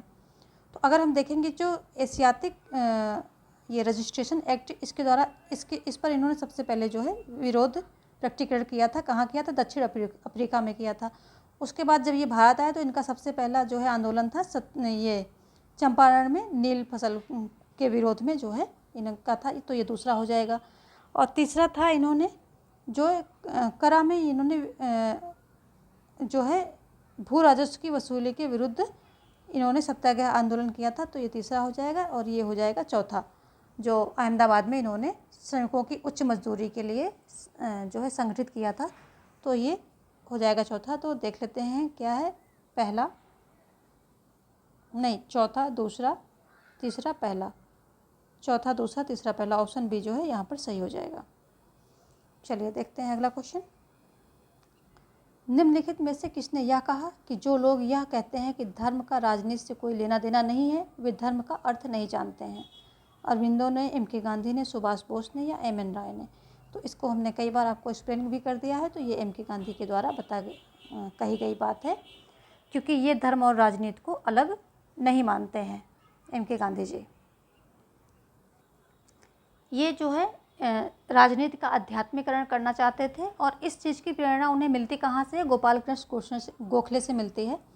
तो देख लो, ये भी एक है कि इसकी प्रेरणा उन्हें गोखले से मिलती है, जो गोपाल कृष्ण गोखले थे उनसे मिली। आध्यात्मिक, धार्मिक और नैतिक, ये तीनों अभिव्यक्तियाँ गांधी जी के लिए एक ही अर्थ का संकेत थी। धर्म को उन्होंने कभी जो है संकुचित अर्थ में नहीं लिया है, कभी भी धर्म को जो है पूजा पाठ ऐसे संकुचित अर्थ से नहीं लिया है। उनका धर्म का मतलब बहुत बड़ा था, नैतिक, आध्यात्मिक, उसमें सारे सद्गुण आ जाएं, ये सभी धर्म के जो है उनके लिए विशेषताएं थी। चलिए फटाफट सेशन को लाइक कर दीजिए, एक सभी लोग, जितने भी लोग जुड़े हुए हैं सेशन को लाइक करके आगे बढ़ेंगे। अगला क्वेश्चन है, क्या कह रहा है कि गांधी जी की आत्मकथा का नाम है गिरिवचन, सत्य के साथ मेरे प्रयोग, या सविनय अयोग्या, या भारत की खोज। तो सत्य के साथ मेरे प्रयोग ये गांधी जी की आत्मकथा का नाम है, जबकि भारत की खोज जो है जवाहरलाल नेहरू के द्वारा लिखी गई है। ठीक है, तो ये हो गया, यहाँ पर ऑप्शन बी जो है सही हो जाएगा। नेक्स्ट क्वेश्चन हम देखेंगे। लाइक करते रहिए, लाइक करने में बिल्कुल भी मत सोचिए आप बिजी हैं, मैं आपको याद दिला रही हूँ। चलिए आगे क्वेश्चन क्या कह रहा है, निम्न में से किसे अराजकतावादी विचारक की श्रेणी में रखा जा सकता है? एम.एन. राय, अंबेडकर, गांधी, जयप्रकाश। तो मैंने कई बार इसका चर्चा कर ली है। तो गांधी जो है शांतिपूर्ण अराजकतावादी की श्रेणी में ये आते हैं, यानी कि शांतिपूर्ण अराजकतावादी हैं ये। तो ऑप्शन सी जो है यहाँ पर सही हो जाएगा, क्योंकि जो ये गांधी जी हैं ये मार्क्सवादी एवं अराजकतावादी के समान एक राज्य विहीन समाज की स्थापना करना चाहते थे। तो ऑप्शन सी जो है यहाँ पर सही हो जाएगा। देखेंगे हम नेक्स्ट क्वेश्चन क्या कह रहा है। अगला क्वेश्चन है, निम्नलिखित में से कौन सा विचार गांधीवाद के अनुकूल नहीं है? विचारों की जड़ता, हृदय परिवर्तन की धारणा, राज्य एक बुराई है, न्यास सिद्धांत। तो जैसा कि हम लोगों ने गांधी जी को काफ़ी पढ़ लिया है, तो अब तक आप लोग समझ गए होंगे कि न्यास सिद्धांत, राज्य एक बुराई है, राज्य को भी अच्छा नहीं मानते, हृदय परिवर्तन भी इनके कॉन्सेप्ट में है। तो जो ये विचारों की जड़ता है ये जो है गांधीवाद के अनुकूल नहीं है। गांधीवाद के अनुकूल जो है विचारों की जड़ता, ये इसमें गांधीवाद में नहीं आएगा। गांधी जो है राज्य नामक संस्था का विशेष विरोध करते थे, अर्थात राज्य एक बुराई है, क्योंकि गांधी जी के अनुसार आदर्श व्यवस्था में राज्य की कोई आवश्यकता नहीं, राज्य हिंसा करता है और व्यक्ति की हिंसा जो है, राज्य की हिंसा जो है व्यक्ति की हिंसा से भयंकर होती है। क्यों भयंकर होती है? क्योंकि व्यक्ति जीवित है, उसमें आत्मा है, और राज्य आत्माहीन है, तो राज्य की हिंसा भयंकर होती, ऐसा इनका मानना है। ये इसका हो गया। और अगर देखें न्यास सिद्धांत, तो हमने कई बार बताया, इसमें जो है अमीर अपनी संपत्ति गरीबों के लिए जो है खर्च करेंगे और उसके ट्रस्टी बनेंगे, उसके मालिक नहीं होंगे बल्कि ट्रस्टी होंगे। और गांधी जी ने भारत के पूंजीपतियों की अपनी संपत्ति का व्यक्तिगत नहीं बल्कि संपूर्ण समाज की धरोहर समझने को कहा है, और इस हेतु पूंजीपतियों से हृदय परिवर्तन की मांग की है। तो ये देखिए इसका कॉन्सेप्ट क्या है, ये न्यासता से ही संबंधित है कि पूंजीपतियों से क्या कहा है कि गरीबों के लिए जो है अपनी संपत्ति का व्यक्तिगत नहीं बल्कि संपूर्ण समाज की धरोहर समझने को कहा है, और इसके लिए अपना हृदय परिवर्तन करने के लिए बोला है।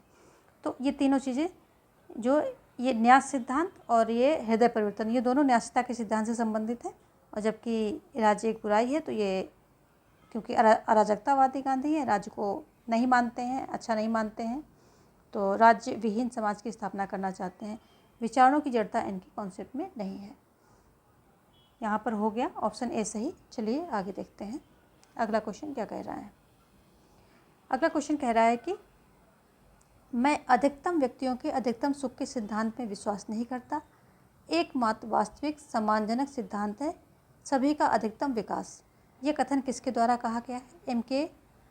गांधी, या बर्ट्रैंड रसल, या जे.एस. मिल, या कार्ल मार्क्स, किसके द्वारा जो है ये कथन कहा गया है?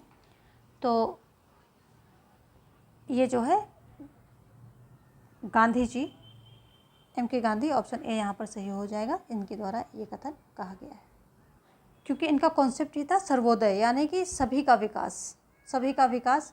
और किसी प्रकार का किसी से शोषण ना हो, समाज में है जो है समानता रहे, आर्थिक समानता रहे। तो ये सारी बातें इनकी, ये एक समाजवादी थे, है ना।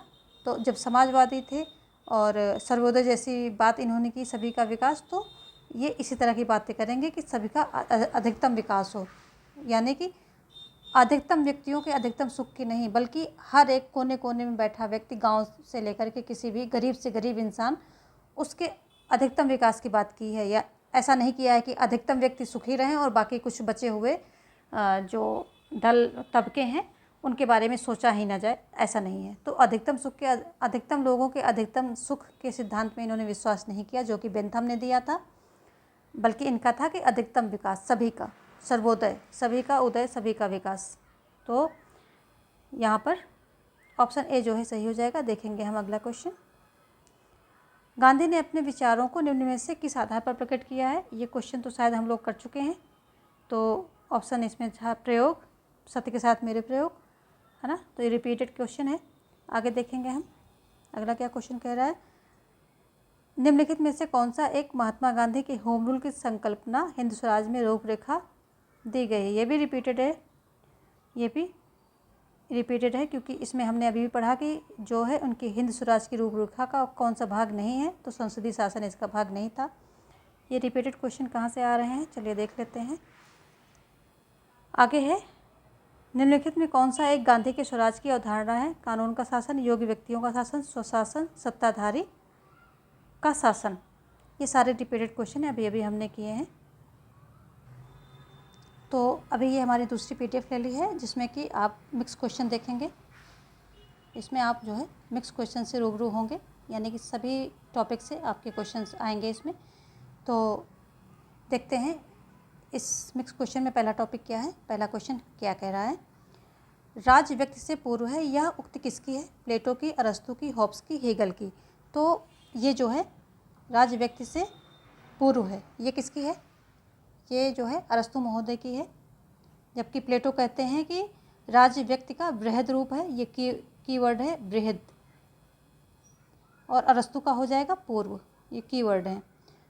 तो अरस्तु ने कहा कि राज्य व्यक्ति से पूर्व का संगठन है। उनके कहने का अभिप्राय यह था कि मनोवैज्ञानिक दृष्टिकोण से राज्य का जन्म पहले ही हो चुका था। उन्होंने कहा कि समय की दृष्टि से परिवार पहले है, परंतु प्रकृति की दृष्टि से राज्य पहले है। तो ये इसके पीछे इनका कॉन्सेप्ट है, पूर्व, राज्य व्यक्ति से पूर्व है। चलिए हम देखेंगे अगला क्वेश्चन, थोड़ा सा जल्दी लेने की कोशिश करेंगे। तो अगला क्वेश्चन कह रहा है, वैधानिक संप्रभुता की अवधारणा के प्रतिपादक कौन है? हॉब्स हैं, बोधा हैं, ग्रोशियस हैं, ऑस्टिन हैं।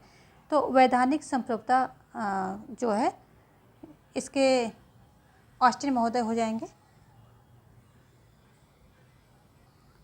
तो वैधानिक संप्रभुता की अवधारणा के प्रतिपादक की बात हो रही है, तो ये ध्यान रखने वाली बात है कि जो है प्रभुसत्ता का कानूनी या वैधानिक दृष्टिकोण सबसे पहले बोधा ने प्रस्तुत किया था। तो ऑप्शन बी यहाँ पर सही होगा।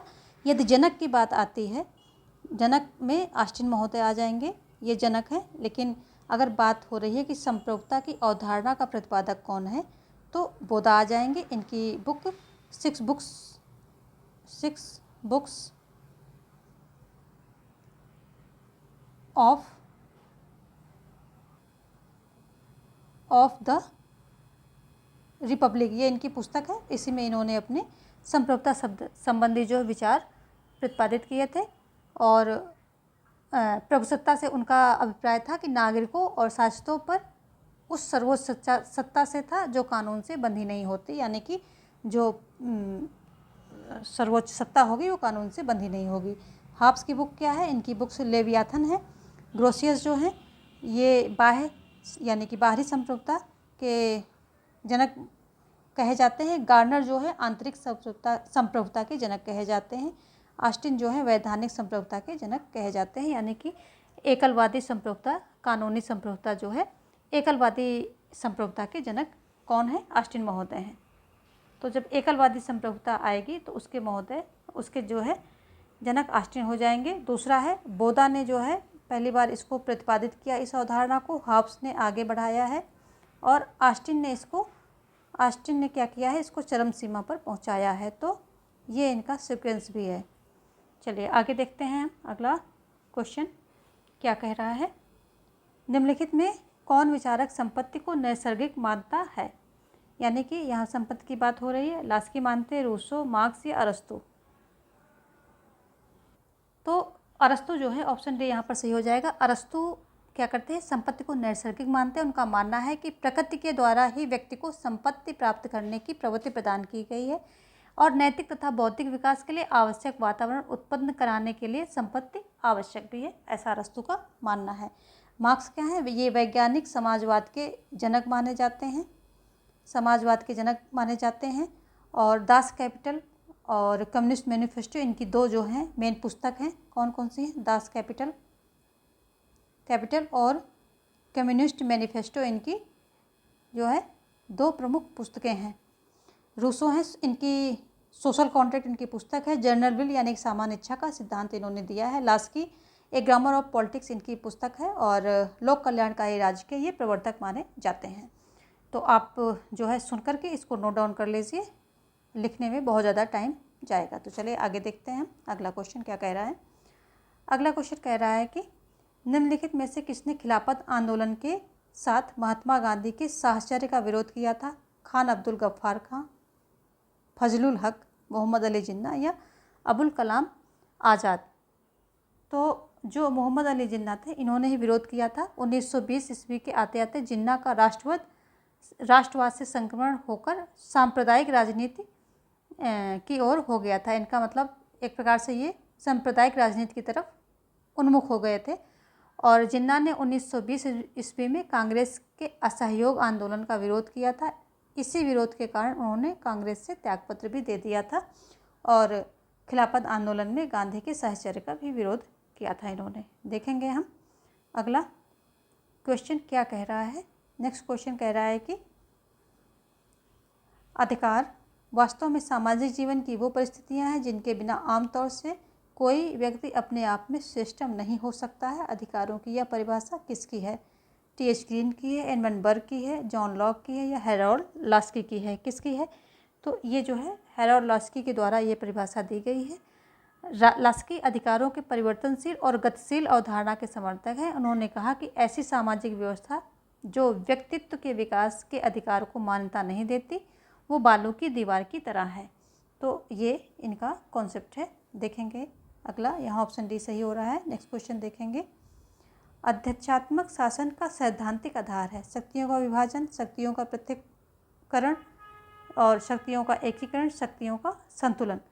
तो शक्तियों का पृथक्करण जो अध्यक्षात्मक शासन प्रणाली है, इसका जो है सैद्धांतिक आधार या इसकी विशेषता देखें तो शक्तियों का पृथक्करण है, जिसमें तीनों अंग व्यवस्थापिका, कार्यपालिका एवं न्यायपालिका अपने अपने क्षेत्र में स्वतंत्र होते हैं। कोई एक दूसरे के कार्यक्षेत्र में हस्तक्षेप नहीं करता है। जबकि शक्तियों का विभाजन जो है संघात्मक शासन प्रणाली की विशेषता है। तो जो है शक्तियों का विभाजन, इसमें एक स्तर से ज़्यादा लेवल पे जो है सरकारें होती हैं और इनके बीच जो है शक्तियों का विभाजन होता है। यहाँ पर जो है ऑप्शन जो है बी सही हो रहा है। आगे देखेंगे हम नेक्स्ट क्वेश्चन। अगला क्वेश्चन है, निम्नलिखित देशों में किस एक ने सर्वप्रथम अपने संविधान के एक भाग के रूप में राज्य के नीति निर्देशक सिद्धांतों को सम्मिलित किया। भारत ने, स्पेन ने, आयरलैंड ने या इंग्लैंड ने। तो यहाँ पर ऑप्शन जो है सी सही हो जाएगा। और हमारे संविधान निर्माताओं ने आयरलैंड के संविधान का अनुसरण करते हुए वहाँ से नीति निर्देशक सिद्धांतों को सम्मिलित किया है।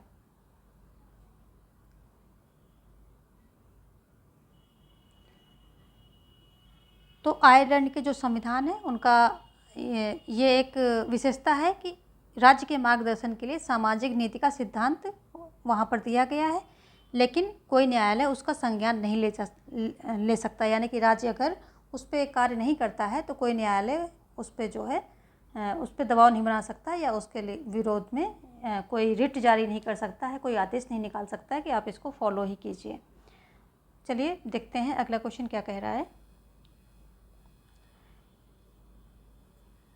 कांग्रेस पूर्ण स्वराज की घोषणा 1929 के अपने अधिवेशन में किस स्थान पर की थी, लाहौर, बम्बई, कराची, मद्रास। तो 31 दिसंबर 1929 की मध्य रात में रावी नदी के तट पर जवाहरलाल नेहरू की अध्यक्षता में पूर्ण स्वराज की घोषणा की गई थी। तो कहाँ? रावी नदी के तट पर मध्य रात्रि में, और जो है जवाहरलाल नेहरू की अध्यक्षता में पूर्ण स्वराज की घोषणा की गई थी। और इस दिन यहाँ पर पहली बार भारतीय तिरंगे झंडे को स्वाधीनता के रूप में फहराया गया था। तो ये जो है ऑप्शन ए यहाँ पर जो है सही हो जाएगा। देखेंगे हम नेक्स्ट क्वेश्चन। अगला क्वेश्चन कह रहा है कि निम्न में से किस देश में सरकार संसदात्मक तथा अध्यक्षात्मक प्रणाली का मिश्रण है? फ्रांस, स्विट्जरलैंड, संयुक्त राज्य अमेरिका या ब्रिटेन? तो ये जो दोनों का मिश्रण फ्रांस में पाया जाता है। फ्रांस में जो है दोनों सरकारें होती हैं। फ्रांसीसी शासन प्रणाली के अंतर्गत जो कार्यकारी शाखा के गठन का एक विलक्षण तरीका है। इसमें क्या होता है कि जनता के द्वारा राष्ट्रपति का प्रत्यक्ष चुनाव होता है और संसद में बहुमत प्राप्त करने वाला नेता प्रधानमंत्री नियुक्त किया जाता है। और क्योंकि यहाँ पर जो है राष्ट्रपति को ज़्यादा शक्तियाँ मिली हैं, इसलिए राष्ट्रपति और प्रधानमंत्री के बीच में क्या है, मनमुटाव बना रहता है, यानी कि खींचातानी बनी रहती है। और इसलिए जो है ये यहाँ पर थोड़ा सा ये दिक्कत भी करता है सरकार को चलाने में। तो ये इसकी है। स्विट्ज़रलैंड की बात कर लेते हैं। स्विट्ज़रलैंड जो है यहाँ पर प्रत्यक्ष प्रजातंत्र यहीं पर देखने को मिलता है आज के टाइम पे। अगर पूछा जाए कि प्रत्यक्ष प्रजातंत्र कहाँ पर है तो स्विट्ज़रलैंड में है। संयुक्त राज्य अमेरिका में अध्यक्षात्मक शासन प्रणाली है, अध्यक्षात्मक शासन प्रणाली है। और ब्रिटेन में क्या है, संसदात्मक शासन प्रणाली है। भारत में भी संसदीय शासन प्रणाली है। ठीक है, संसदीय शासन प्रणाली है। और यहाँ पर क्या है, मिक्स है, संसदात्मक एवं अध्यक्षात्मक दोनों है। ऑप्शन ए यहाँ पर सही हो रहा है। देखेंगे हम अगला क्वेश्चन। अगला क्वेश्चन कह रहा है कि निम्नलिखित में से कौन सी सरकार सामूहिक उत्तरदायित्व के सिद्धांत पर कार्य करती है? ऑप्शन है आपके सामने, संसदात्मक, अध्यक्षात्मक, एकात्मक, संघात्मक। तो अभी अभी हमने बात की है जो सामूहिक उत्तरदायित्व है, ये संसदात्मक जो है व्यवस्था का विशेषता है। तो संसदात्मक सरकार जो है सामूहिक उत्तरदायित्व के सिद्धांत पर कार्य करती है। शासन की संसदात्मक प्रणाली में सदन का जो बहुमत प्राप्त दल का जो नेता होता है वो सरकार का गठन मतलब वो जो है सरकार का जो है प्रमुख होता है। और सरकार के समस्त मंत्री तथा स्वयं प्रधानमंत्री भी संसद के सदस्य ही होते हैं। तो ये जो है इस स्थिति में क्या होता है कि सरकार का स्थायित्व उसके संसद में उपस्थित बहुमत और सरकार में संसद के विश्वास के आधार पर टिका होता है। तो सामूहिक उत्तरदायित्व जो है की भावना यहाँ पर कार्य करती है। अध्यक्षात्मक में हमने बताया था यहाँ पर शक्ति का पृथक्करण सिद्धांत चलता है जो मॉन्टेस्क्यू के द्वारा दिया गया था। और अमेरिका में जो है इसका अच्छे से फॉलो सबसे अच्छा एग्जाम्पल अमेरिका है जो इस अध्यक्षात्मक शासन प्रणाली को फॉलो करता है। आगे देखेंगे हम। ऑप्शन ए यहाँ पर सही हो रहा है। अगला क्वेश्चन है कि अध्यक्षात्मक प्रणाली में राष्ट्रपति होता है, कौन होता है? राज्य एवं शासन दोनों का प्रधान, शासन का प्रधान, राज्य का प्रधान या उपरोक्त में से कोई नहीं। तो अध्यक्षात्मक शासन प्रणाली होती है इसमें राष्ट्रपति क्या होता है कि ये इसके पास बहुत सारी शक्तियाँ होती हैं और ये कार्यपालिका की शक्ति इसमें निहित होती है। और ये राज्य का जो है प्रमुख होता है। राष्ट्रपति जो है मतलब कि राज्य और शासन दोनों का प्रधान होता है। तो ऑप्शन ए जो है यहाँ पर सही हो जाएगा। देखेंगे हम नेक्स्ट क्वेश्चन। अगला क्वेश्चन क्या कह रहा है? अगला क्वेश्चन कह रहा है कि निम्न में से कौन प्राकृतिक स्वतंत्रता का समर्थक है? Herbert Spencer, Rousseau, T H. Green, Laski. तो यहाँ पर हो रही है बात प्राकृतिक स्वतंत्रता की। तो ऑप्शन ए यहाँ पर सही हो जाएगा, हर्बर्ट स्पेंसर। ये नकारात्मक स्वतंत्रतावादी विचारक हैं। इन्होंने अपनी पुस्तक मैन वर्सेस स्टेट, इनकी पुस्तक है मैन वर्सेस स्टेट, इनकी पुस्तक का नाम है। इसी में इन्होंने जो है प्राकृतिक चयन या योग्यतम की उत्तरजीविता के सिद्धांत का प्रतिपादन किया है और इन्होंने डार्विनवाद की नींव रखी है। तो योग्यतम, ये इनका फेमस है सिद्धांत योग्यतम की उत्तरजीविता। ये कहते हैं कि सभी व्यक्तियों को खुला छूट दे दो, जिसमें क्षमता होगी वो जीवित रहेगा, सर्वाइव करेगा, जिसमें क्षमता नहीं होगी वो सर्वाइव नहीं करेगा, यानी कि मर खप जाएगा। रूसो की अभी भी बात की, सोशल कॉन्ट्रैक्ट इनकी पुस्तक है। जनरल विल यानी कि सामान्य इच्छा का सिद्धांत इन्होंने दिया है। टी.एच. ग्रीन जो है ये सकारात्मक उदारवाद के जनक माने जाते हैं और ब्रिटिश आदर्शवाद के ये जनक हैं। और जो ब्रिटिश आदर्शवाद है उसको ऑक्सफोर्ड दर्शन के नाम से जाना जाता है। तो आप सभी चीज़ें सुन लीजिए और इसको लिख लीजिए। ब्रिटिश आदर्शवाद के जनक हैं और ब्रिटिश आदर्शवाद को ऑक्सफोर्ड दर्शन के नाम से जाना जाता है। लास्की क्या है? ए ग्रामर ऑफ पॉलिटिक्स इनकी पुस्तक है और ये जो है लोक कल्याणकारी राज्य के प्रवर्तक हैं। लिखेंगे नहीं, लिखने में टाइम ज़्यादा लगेगा, तो आप इसको वीडियो को पॉज करके जो है नोट डाउन कर सकते हैं और सेशन को लाइक करते रहिए, बिल्कुल जो है लाइक करना नहीं भूलना। अगला क्वेश्चन कह रहा है कि महात्मा गांधी द्वारा असहयोग आंदोलन को स्थगित करने के निर्णय को किसने जो है दृढ़ समर्थन दिया? किसने जो है दृढ़ समर्थन दिया? चित्तरंजन दास, लाला लाजपत राय, जवाहरलाल नेहरू, इनमें से कोई नहीं। तो ऑप्शन जो है डी सही होगा, क्योंकि जब असहयोग आंदोलन को महात्मा गांधी ने स्थगित किया था तो इन लोगों ने में से जो है किसी ने भी इसका समर्थन नहीं किया, बल्कि इसका विरोध किया था और अपनी असहमति व्यक्त की थी। और ये असहयोग आंदोलन जो है रोका क्यों गया था, यानी कि स्थगित क्यों किया गया था? तो उत्तर प्रदेश में चौरी चौरा नामक एक स्थान है, वहाँ पर भीड़ हिंसक हो गई थी, आगजनी कर दी थी, जिसमें सब इंस्पेक्टर तथा 11 अन्य पुलिसकर्मियों को जिंदा जला दिया था।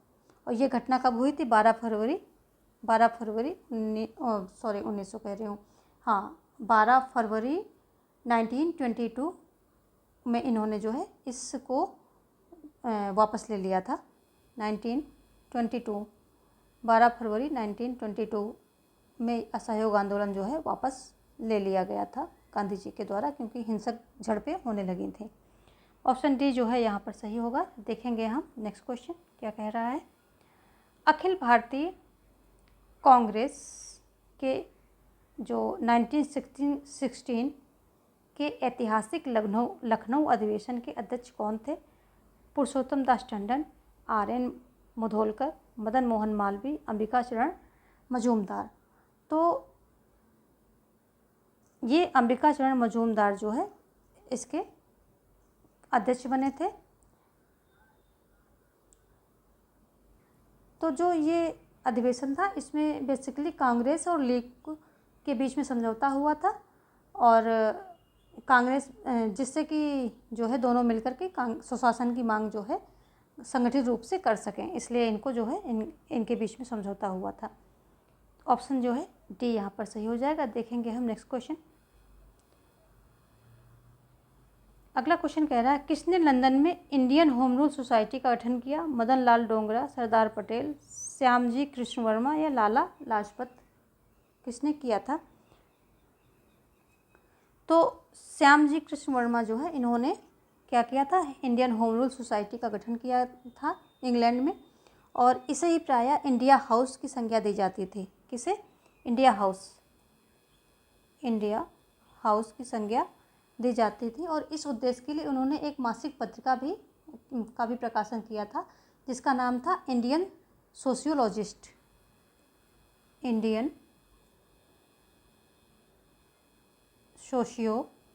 सोशियोलॉजिस्ट इस पत्रिका का नाम था। तो होम रूल की मतलब इसको उद्देश्य को पूरा करने के लिए इंडियन सोशियोलॉजिस्ट नाम से पत्रिका प्रकाशित की थी। और इंडियन होम रूल जो कि इंग्लैंड में था, जो कि श्यामजी कृष्ण वर्मा के द्वारा इसको मतलब स्थापना की गई थी, इसको इंडिया हाउस के नाम से जाना जाता था। ठीक है, आगे देखेंगे हम। अगला क्वेश्चन क्या कह रहा है। प्रांतीय स्वायत्तता किस अधिनियम की विशेषता है? तो भारत सरकार अधिनियम 1909 की, या भारत सरकार अधिनियम 1919 की, या भारत सरकार अधिनियम 1935 की, या स्वतंत्रता अधिनियम 1947 की। तो जो प्रांतीय स्वायत्तता किस में दी गई थी? भारत सरकार अधिनियम 1935 में जो है दी गई थी। 1919 की बात कर लें तो ये इसको बोलते हैं मॉन्टेस्क्यू, चेम्सफोर्ड, मॉन्टेग्यू, चेम्सफोर्ड, सुधार अधिनियम, और इसको बोलते हैं मार्ले मिंटो सुधार अधिनियम। इसको नाक के दांत का अधिनियम भी बोला जाता है, क्योंकि इसमें जो है सांप्रदायिक सांप्रदायिकता पर चुनाव कराने की, सांप्रदायिक आधार पर चुनाव कराने की बात की गई थी। अगला क्वेश्चन है, कैबिनेट मिशन द्वारा प्रस्तावित अंतरिम सरकार में कुल कितने सदस्य थे? 14, 15, 16, 25। तो इसमें 14 थे। 2 सितंबर 1946 में पंडित जवाहरलाल नेहरू ने 12 सदस्यों के साथ इस अंतरिम सरकार का गठन किया। बाद में मुस्लिम लीग के 5 सदस्य इसमें सम्मिलित किए जाते हैं, और उनके लिए जगह बनाने के लिए 3 कांग्रेसी सदस्यों को जो है अपना इस्तीफा देना पड़ता है, यानी त्यागपत्र देना पड़ता है, जो थे शरद चंद्र बोस, सैयद अली जहीर और सफ़ात अहमद।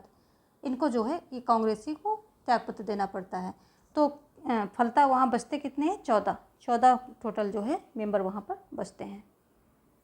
देखेंगे हम अगला क्वेश्चन। अगला क्वेश्चन कह रहा है कि निम्नलिखित में से किसने भारतीय राष्ट्रीय कांग्रेस के अध्यक्ष के रूप में लगातार 6 वर्ष तक कार्य किया? जवाहरलाल नेहरू ने, अबुल कलाम आज़ाद ने, या दादा भाई नौरोजी ने, या गोपाल कृष्ण गोखले ने? तो जो अबुल कलाम आज़ाद हैं, इनकी जो है अध्यक्षता में संपन्न हुआ था कौन सा? 1940 का कांग्रेस अधिवेशन जो रामगढ़ में हुआ था, ये अबुल कलाम आज़ाद की अध्यक्षता में संपन्न हुआ था। और इसके पश्चात क्या हुआ कि 6 वर्षों तक कांग्रेस में कोई अधिवेशन नहीं हुआ। तो ये 6 वर्षों तक जो है लगातार कांग्रेस के अध्यक्ष बने रहे अबुल कलाम आज़ाद। चलिए, यहाँ पर ऑप्शन जो है बी सही हो रहा है। देखेंगे हम नेक्स्ट क्वेश्चन क्या कह रहा है। सेशन को लाइक करते रहिए, लाइक कर दीजिए, क्योंकि बहुत ही इम्पोर्टेंट क्वेश्चन जो है आपके सामने आ रहे हैं। गांधी जी ने कांग्रेस के निम्न में से किस अधिवेशन की प्रथम और अंतिम बार अध्यक्षता की थी? मद्रास, लाहौर, कराची, बेलगाम। तो ऑप्शन डी जो है सही होगा। जो बेलगाम में कांग्रेस अधिवेशन हुआ था, इसकी अध्यक्षता जो है गांधी जी ने की थी। ये 6 नवंबर 1924 को कांग्रेस का यह अधिवेशन बेलगाम, जो कि कर्नाटक में है, वहाँ पर हुआ था। और इस अधिवेशन में गांधी जो है गांधी और दास पैक्ट के नाम से भी जाना जाता है, जिसमें स्वराज पार्टी को यह अधिकार दे दिया गया कि वह कांग्रेस के अविभाज्य अंग के रूप में रहकर विधानमंडलों में प्रवेश ले तथा सरकारों की नीतियों का विरोध करे। जो कि स्वराज पार्टी ये बनी कब थी? असहयोग आंदोलन जब 1922 में वापस लिया गया था, तो वहाँ से कुछ ये लोग जो थे ये वहाँ से हुए कि अब हम एक पार्टी बनाएंगे और विधानमंडल के चुनाव जो है इनके द्वारा प्रवेश करके सरकार की नीतियों का विरोध करेंगे, इसलिए स्वराज पार्टी बनाई गई थी। तो उसमें इसको जो है एक अधिकार दे दिया गया कि वो कांग्रेस का एक अंग के रूप में कार्य करेगी। और गांधी जी पहली बार तथा अंतिम बार जो है इस अधिवेशन के अध्यक्ष बने थे। वो बेलगाम में हुआ था, कर्नाटक में था, और 1924 में 6 नवंबर 1924 को ये हुआ था। ऑप्शन जो है यहाँ पर डी सही हो जाएगा। आगे देखेंगे हम अगला क्वेश्चन। निम्नलिखित को सही क्रम में रखिए। गदर पार्टी, खिलाफत आंदोलन, दांडी मार्च, चंपारण। तो इसको जो है आपको सही क्रम में रखना है, ऑर्डर में लगाना है। कूट की सहायता आपको लेनी है और कूट की सहायता लेकर के इसको सही क्रम में आपको लगाना है। तो सबसे पहले जो है गदर पार्टी को देख लेते हैं। 1913 में सैन फ्रांसिस्को में इस पार्टी का गठन हुआ था। 1 नवंबर 1913 को इसका गठन हुआ था। तो सबसे पहले हम इसी को देखते हैं। 1913 में हुआ था। उसके बाद जो है 1917 में क्या हुआ था? जो चंपारण ये ज़िले में गांधी जी ने नेतृत्व किया था, ये हुआ था। कब हुआ था? 1917 में हुआ था। उसके बाद देख लेते हैं कि जो खिलाफत आंदोलन की शुरुआत 1918 में तब हुई थी, जब ब्रिटेन द्वितीय विश्व युद्ध के समय तुर्की के टुकड़े करना चाहता था। तो ये 1918 की बात हो गई। और अगर हम दांडी मार्च की बात करें तो आप सभी को पता है कि ये जो है 12 मार्च 1930 को गांधी जी ने साबरमती आश्रम शुरू किया था। 78 सदस्यों समेत गुजरात के दांडी समुद्री तट पर जाकर नमक कानून तोड़ा था। तो ये कब? 1930 में। 1930 में। तो अब देख लेते हैं इसको। सबसे पहले 1913 आ गया, फिर 17 आ गया, फिर 18 आ गया, 30 आ गया, यानी कि 1 4 2 3, 1 4 2 3, ऑप्शन डी जो है हमारा सही हो जाएगा। देखेंगे हम अगला क्वेश्चन क्या कह रहा है। अगला क्वेश्चन कह रहा है कि संसद के दोनों सदनों की संयुक्त बैठक के लिए निर्दिष्ट विधेयक पारित किया जाता है सामान्य बहुमत द्वारा। जो संसद के दोनों सदन की संयुक्त बैठक के लिए जो निर्दिष्ट विधेयक पारित किया जाता है तो वो सामान्य बहुमत के द्वारा पारित किया जाता है, 2/3 बहुमत द्वारा, या 3/4 बहुमत द्वारा, या कुल सदस्य संख्या के पूर्ण बहुमत द्वारा। तो ये ऑप्शन ये सामान्य बहुमत द्वारा जो है ये विधेयक पारित किया जाता है। और भारतीय संविधान के अनुच्छेद 108 के तहत संयुक्त बैठक की व्यवस्था की गई है। अनुच्छेद 108 के तहत संयुक्त बैठक की प्रक्रिया सामान्य विधायन तक ही सीमित है और संविधान संशोधन पर ये लागू नहीं होगी, यानी कि सामान्य विधायन तक ही सीमित है और इसके लिए सामान्य बहुमत आवश्यक है। बस इतने तक ही है, ये सामान्य बहुमत के द्वारा हो जाएगा। ऑप्शन ए यहाँ पर सही हो जाएगा। देखेंगे हम अगला क्वेश्चन क्या कह रहा है। निम्नांकित में सही कथन चुनिए। मूल अधिकारों को भारतीय संविधान में सम्मिलित करने के लिए नेहरू रिपोर्ट 1928 ने समर्थन दिया था। 1935 के भारत सरकार अधिनियम ने मूल अधिकारों को जो है आश्रय दिया था या 1940 के अगस्त प्रस्ताव में मूल अधिकार सम्मिलित किए गए थे, या 1942 के क्रिप्स मिशन ने मूल अधिकारों की जो है प्रसंग दिया था। तो यहाँ पर जो है क्या सही होगा वो आपको बताना है। तो ऑप्शन ए यहाँ पर सही हो रहा है। जो 1928 ईस्वी में एम ए अंसारी की अध्यक्षता में एक सर्वदलीय सम्मेलन हुआ जिसमें मोतीलाल नेहरू की अध्यक्षता में कमेटी बनाई गई जो भावी संविधान की रूपरेखा प्रस्तुत करेगी। इस रिपोर्ट ने 10 अगस्त 1928 को अपनी रिपोर्ट पेश कर दी थी, जिसके मुख्य बिंदु थे अधिवास का राज्य क्षेत्र, संयुक्त निर्वाचन क्षेत्र, मौलिक अधिकारों को शामिल किया जाना। ये सभी इसके जो है मूल जो है विषय थे, पॉइंट थे। तो ऑप्शन ए जो है यहाँ पर सही हो रहा है। देखेंगे हम नेक्स्ट क्वेश्चन। सेशन को लाइक कर दीजिए, आगे भी क्वेश्चन अभी हैं। 1 घंटे से ऊपर का वीडियो हो गया है। आप बीच बीच में जो है पॉज लेते रहिए, रिफ्रेश होते रहिए, वो बहुत ज़रूरी है और पढ़ना तो ज़रूरी है ही। निम्न में से किस मुकदमे में भारत के सर्वोच्च न्यायालय ने संविधान का मूल ढांचा सिद्धांत प्रतिपादित किया? गोलकनाथ बनाम पंजाब राज्य, सज्जन सिंह बनाम राजस्थान राज्य, केशवानंद भारती बनाम केरल राज्य, या शंकरी प्रसाद बनाम भारत संघ। तो किसमें किया गया ये? तो ऑप्शन जो है सी यहाँ पर सही हो जाएगा। केशवानंद भारती बनाम केरल राज्य, इसी में जो ही संविधान के मूल ढांचा सिद्धांत को प्रतिपादन हुआ था। जो केशवानंद भारती बनाम केरल राज्य बाद में न्यायिक पुनर्विलोकन को परिभाषित किया गया तथा कहा गया कि न्यायिक पुनर्विलोकन संविधान का आधुनिक लक्षण है तथा किसी भी परिस्थिति में संविधान के आधारिक लक्षण या मूल ढांचे में संयोजन नहीं लाया जा सकता है। तो ये बातें जो है इसमें कही गई थी। ऑप्शन जो है सी सही हो रहा है। यानी कि सीधी लैंग्वेज में समझें तो इसमें जब इस केस में जब निर्णय आता है तो ये कहा जाता है कि सरकार जो है संविधान के सभी पार्ट में जो है संशोधन कर सकती है, लेकिन संविधान के मूल ढांचे से छेड़छाड़ नहीं कर सकती है। ये इसका जो है एक सिंपल लैंग्वेज में हम समझ सकते हैं। आगे देखेंगे हम अगला क्वेश्चन क्या कह रहा है।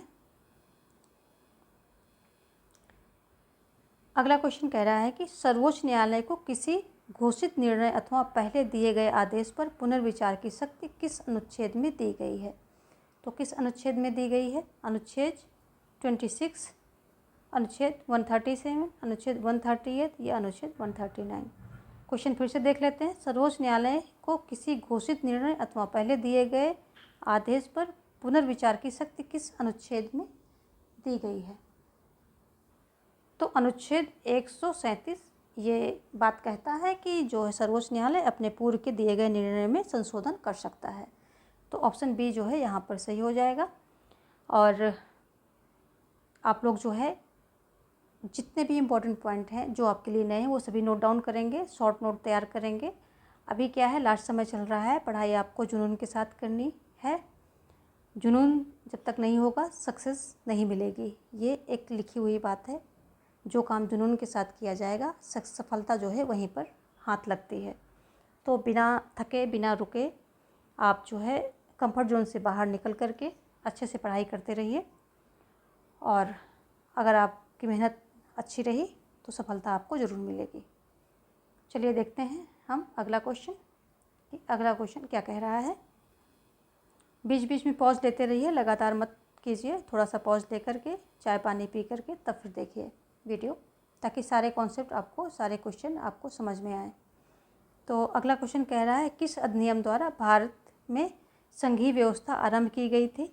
भारतीय परिषदीय अधिनियम 1861 में, या भारतीय परिषदीय अधिनियम 1892 में, या भारतीय परिषदीय अधिनियम 1909 में, या 1935 में? किस में जो है की गई? तो ऑप्शन जो है डी यहाँ पर सही हो रहा है। इसी जो है अधिनियम में जो है संघीय व्यवस्था को आरंभ किया गया था। तो आज के लिए बस इतना ही। यहाँ ऑप्शन जो है डी सही हो रहा है। और इस आज के सेशन में हमने मोर देन 60 क्वेश्चन किए हैं, यानी कि अराउंड 60 to 65 क्वेश्चन हमने यहाँ पर सॉल्व किए हैं। जो अदर टॉपिक देखें वो अलग है। और तो काफ़ी जो है ये क्लास आपके लिए बेनिफिशियल साबित होगी, ऐसी मुझे उम्मीद है। और आप पेन पेपर लेकर के सारे नोट्स जो है नोट डाउन करेंगे, और साथ में कमेंट सेक्शन में भी ये भी बताना शुरू करें कि ये सेशन आपको कैसा लग रहा है, बेनिफिशियल है नहीं, क्वेश्चन इसमें और रखे जाएं या कम किए जाएं। जो भी आपके सुझाव हैं वो बताएंगे, तभी उस पर जो है इम्प्लीमेंटेशन कुछ किया जा सकेगा। तो वीडियो यदि थोड़ी भी यूजफुल लगी है तो लाइक शेयर सब्सक्राइब करना बिल्कुल ना भूलें, और सभी दोस्तों में इसको शेयर कर दें ताकि इसका जो है बेनिफिट सबको मिल सके। इसी के साथ आज यहीं पर विराम लेंगे। मिलते हैं कुछ और प्रश्नों के साथ। धन्यवाद।